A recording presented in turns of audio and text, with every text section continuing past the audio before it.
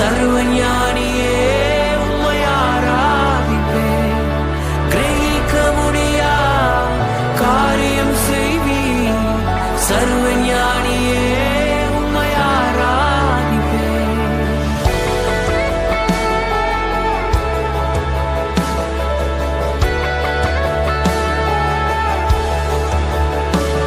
பெரும் கோலும் கையும் இரு பரிவாரமாகும். உம்மாலன்றி இது யாரால் கூடும்? பெரும் கோலும் கையும் இரு பரிவாரமாகும். உம்மாலன்றி இது யாரால் கூடும்? ஆகாயத்து பட்சிகளை போஷிப்பீர் என்றார், என்னையும் போஷிப்பது நிச்சயமே. காட்டு புஷ்பங்களை உடுத்துவதும் நீர் என்றார், என்னை குறை